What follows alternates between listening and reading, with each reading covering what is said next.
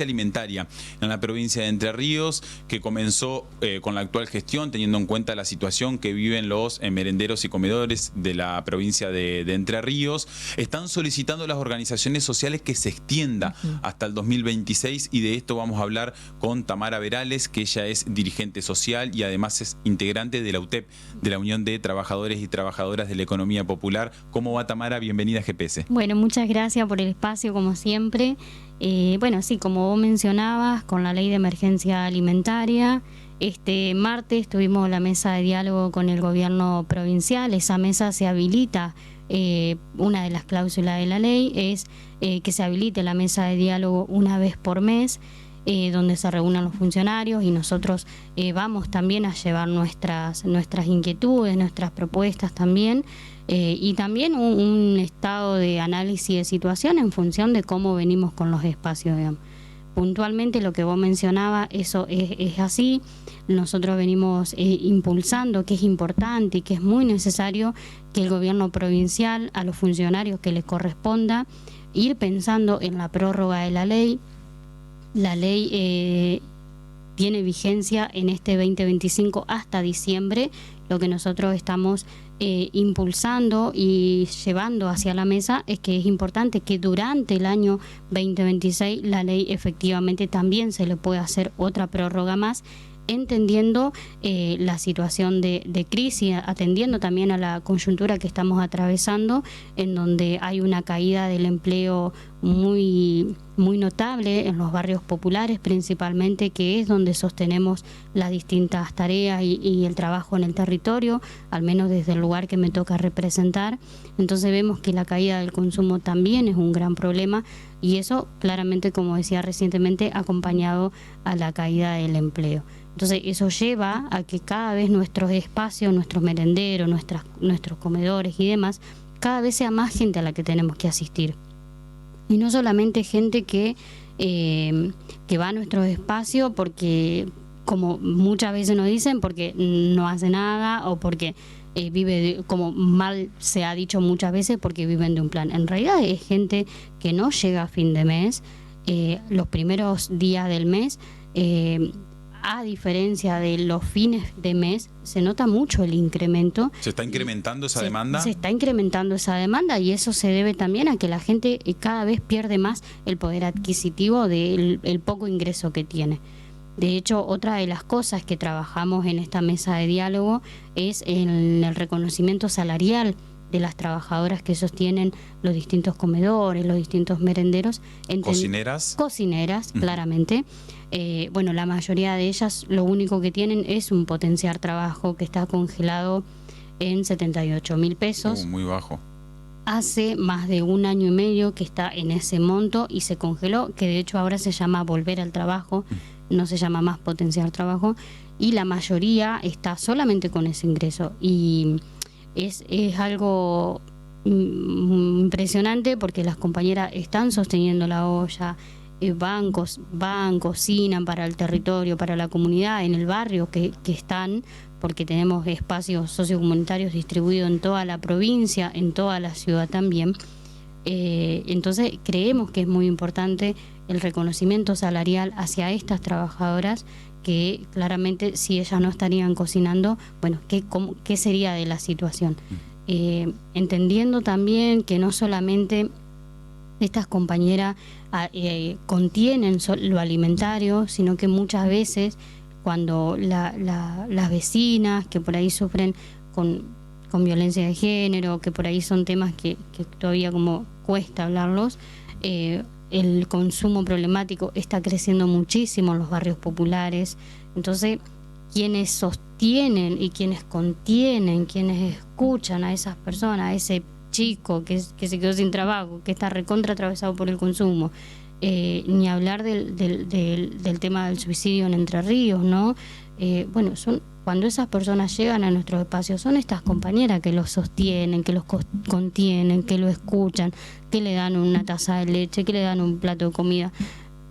Y con las pocas herramientas que tienen, esa persona es derivada, y esto lo digo con conocimiento de causa, de muchas veces que nos ha pasado, es derivado o al centro de salud más cercano, o al hospital escuela, ¿no? Como ir también es importante en este trabajo que nosotros venimos haciendo, ir generando redes con la comunidad, con otras instituciones, con las escuelas, con los centros de salud y demás, entendiendo que los espacios sociocomunitarios no están aislados de la comunidad, están dentro de la comunidad, están dentro del territorio, y estas compañeras nosotros creemos que son trabajadoras como cualquier otra. ¿Cuántos recursos hoy se están destinando justamente a comedores y merenderos, y qué se hace o cómo se trabaja cuando no alcanza justamente por el incremento de esta demanda? Sí, ahí el recurso se nos da por organización, se nos dan partidas alimentarias, y claramente eso no estaría alcanzando. Por eso nosotros en cada mesa de diálogo presentamos listados, ¿no? Porque también otra de las cosas, estas compañeras que hacen la olla y que reciben a todas estas personas que lamentablemente están pasando situaciones muy complejas, también ellas llevan una tarea administrativa muy cuidadosa de los espacios. Entonces ellas saben cuántas raciones de comida te dan un viernes, por ejemplo, y cuántas raciones de leche te dan, no sé, un domingo, porque tenemos espacios que funcionan hasta los domingos. Entonces es algo muy impresionante que uno por ahí para pensar y dice, realmente lo dan todo, las compañeras lo dan todo. Y respondiendo a tu pregunta puntualmente, cuando, nosotros de provincia solamente recibimos los secos, ¿no? Lo que es arroz, polenta, todo eso.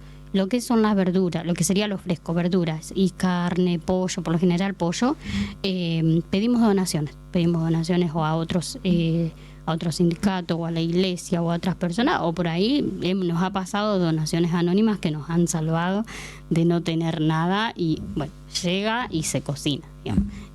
Pero eso es, hay espacios que tienen como una estructura donaciones fijas, hay espacios que no tenemos que estar prestando las ollas toda la semana, porque hay espacios también que cocinamos a leña porque no tenemos, o porque directamente cocinar a gas implica un gasto mucho mayor. El gas licuado está muy caro, y también eso, poder sostenerlo, es un recurso más, ¿no? que por ahí no da para sostenerlo. Entonces, en muchos espacios se ha cocinado a leña. Con lluvia las compañeras han decidido cocinar igual, porque son conscientes de que muchas familias comen gracias a esa olla ese día. ¿De qué manera se podría prorrogar la emergencia alimentaria? ¿Tiene que tratarse nuevamente en la legislatura? Sí. Debería tratarse, en principio, que es una voluntad política de que eso se haga. Y además debería tratarse nuevamente, digamos. Y para que los televidentes comprendan, ¿qué facilitaría justamente al trabajo que realizan ustedes? Y lo que facilitaría la prórroga de la ley es que todos los espacios que hoy reciben asistencia alimentaria puedan continuar recibiendo la asistencia alimentaria, porque si no, todo lo que recibimos hoy de secos dejaríamos de recibirlo, y eso empeoraría muchísimo más la situación, porque es un recurso que no tenemos y que claramente, no, la necesidad nunca se va a terminar, eso es la realidad. Pero el recurso que recibimos de provincia por medio de la emergencia social, no te digo que resuelve, aporta, como corresponde, ¿no? El Estado provincial debe aportar a quienes hoy, a los sectores más vulnerables. El aporte es por medio de la ley de emergencia alimentaria. Ahora, si no se hace la prórroga de dicha ley, esos sectores quedan más vulnerables todavía, sin la asistencia del Estado. Y ahí es muy importante remarcar que cuando el Estado se retira, deja un vacío, y ese vacío lo ocupa la informalidad, lo ocupa el desempleo, lo ocupa muchas veces lo ocupa el narco, porque muchas veces el narco ocupa el lugar del Estado, asistiendo, haciendo fiestita el día al niño, ¿no? Esto pasa y no se habla.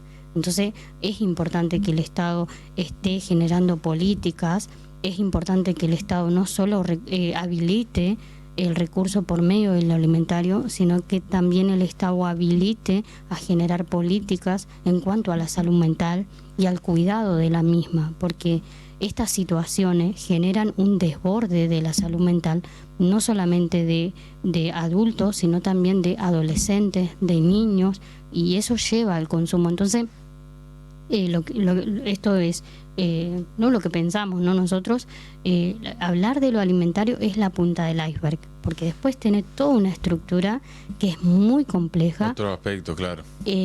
Claro, Sí. es muy compleja y es importante que el Estado acompañe, que el Estado reconozca que hay una crisis de salud mental. Digo, toda la semana estamos viendo situaciones de desborde de salud mental, de gente joven que no pasa los 40 años. Entonces, eso también nos tiene que estar diciendo algo de que es importante que el Estado avance o en un protocolo de acción de salud mental, de consumo problemático, ¿no? Y que también incorpore la perspectiva de quienes trabajamos en los sectores más vulnerables, que somos quienes estamos en la diaria y lamentablemente vemos un montón de situaciones todos los días. Tamara, muchísimas gracias por el tiempo. No solo es alimentación, también muchísimos otros aspectos que está bueno conocerlo de primera mano. Ustedes que recorren justamente estos lugares y estos espacios, continuaremos de cerca con la información. Gracias Muchas por gracias. aceptar la invitación. Tamara Verales, dirigente social e integrante de la UTEP, la Unión de Trabajadores de la Economía Popular. Vamos a continuar con este tema. ¿Tenemos recomendaciones ahora? Así es, porque si querés